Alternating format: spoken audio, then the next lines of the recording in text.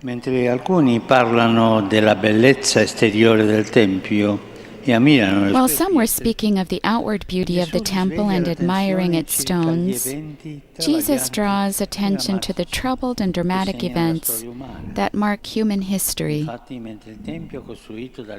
temple, built by human hands, will pass away, like everything else in this world. But it is important to be able to discern the times in which we live, in order to remain disciples of the gospel, even amid the upheavals of history. To show us the path to discernment, the Lord offers us two exhortations. First, be aware that you are not led astray, and second, bear witness. Don't allow yourselves to be led astray, the first indication, and the second, to bear witness.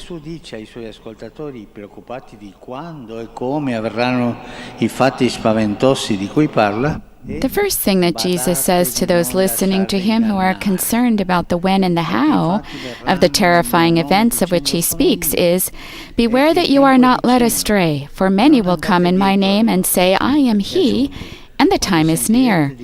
Do not go after them. He then adds, when you hear of wars and insurrections, do not be terrified. And in this moment, it's good for us to hear this. But what does Jesus mean by not letting ourselves be led astray?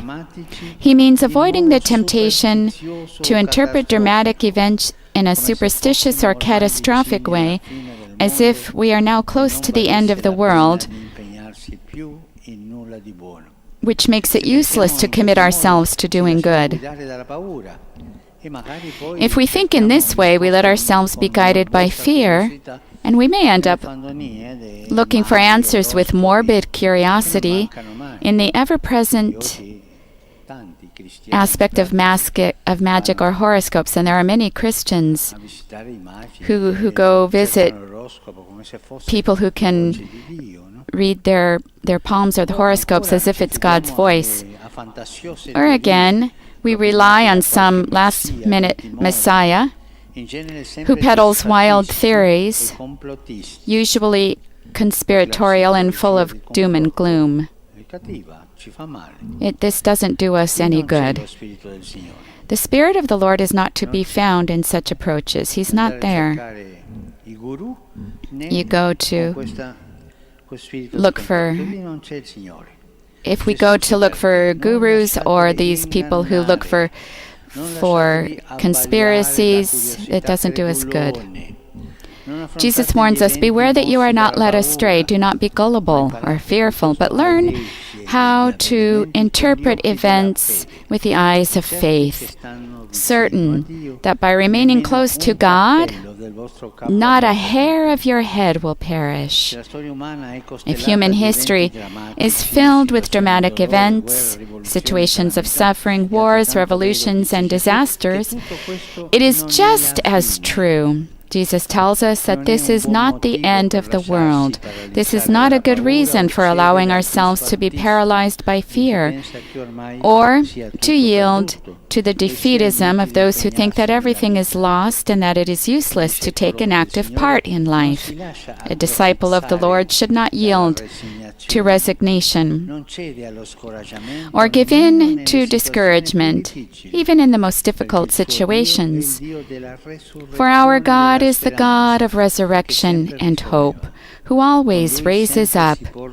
With him, we can always lift up our gaze and begin anew. The Christian, then, in the face of trials, whatever that trial might be, cultural, historical, or personal, in the face of trials, the Christian can ask, what is the Lord saying to us through this moment of crisis? Even I do this. I ask this question today. What is the Lord telling us in front of this third world war? What is the Lord telling us? And as evil events occur that give rise to poverty and generate suffering, the Christian asks, what good can I do concretely? Don't escape. Let's ask the question, What is the Lord asking us? What can I do? What good can I do? It is not by chance that Jesus' second exhortation after that, do not be led astray, is positive. He says, this will give you an opportunity to testify. An opportunity to testify or bear witness. I'd like to emphasize this beautiful word, opportunity. It means having the opportunity to do something good, starting from our own situation in life, even when it's not ideal. It's a typically Christian art, not to be a victim of the things that happen. Christians are not victims. The psychology of victimization is bad, and it does us badly. It doesn't help. But to seize the opportunity that lies hidden in everything that befalls us, the good that comes or can come about, and to take that little good that's possible to good, that can even come out of negative situations. Every crisis is a possibility and offers opportunities for growth, because every crisis has the presence of God and the presence of humanity is there. The bad spirit wants us to transform the crisis into conflict. And a conflict is always closed, without horizons and without a way out. Let's look at crisis as human persons, as Christians. But let's not let them go toward conflict, because every crisis is a possibility and offers an opportunity for growth. We realize this if we think back on our own history. Often in our own lives, our most important steps forward were taken in the midst of certain crises. In situations of trial, in the loss of control or insecurity, it's then that we understand the words of encouragement that Jesus speaks directly to me, to you, to each one of us. To each one of us. When you see troubling events all around you, while wars and conflicts are on the rise, while earthquakes, famines, and plagues are happening, what are you to do? What am I to do? Do you distract yourself in order not to think about it?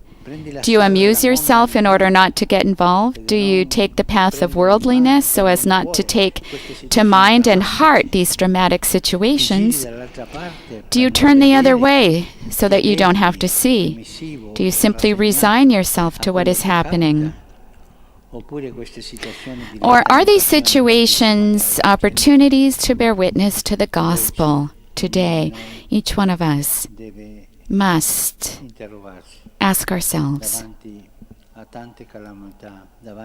in the face of so many calamities and this third world war that is so cruel, in front of the hunger of so many children, of so many people,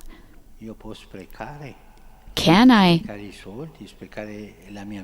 waste money, my life, the sense of life, without the meaning of life, without having the courage to move ahead? Brothers and sisters, on this World Day of the Poor, Jesus' word is a powerful admonition to break through that inner deafness that each one of us has that prevents us from hearing the stifled cry of pain of the weakest. Nowadays, we too live in troubled societies and are witnesses, as the Gospel told us, to scenes of violence. We only have to think of the cruelty that the Ukrainian people are suffering, scenes of violence, injustice, persecution, and in addition, we must face the crisis generated by climate change and by the pandemic, which has left in its wake not only physical, but also psychological, economic, and social maladies. Even now, brothers and sisters, we see peoples rising up against people, and we are witnessing with trepidation the vast expansion of conflicts and the calamity of war, which causes the death of so many innocent people and multiplies the poison of hatred. Even today, brothers and sisters, much more than in the past, many of our brothers and sisters, sorely tested and disheartened, migrate in search of hope. And many people experience insecurity due to the lack of employment or unjust and undignified working conditions. Even today, brothers and sisters, the poor they are the victims. They pay the heaviest price in any crisis. But if our heart is deadened and indifferent, we will never hear their faint cry of pain. We can't cry with them and for them. We can't see how much loneliness and anguish also lies hidden in the forgotten corners of our own cities.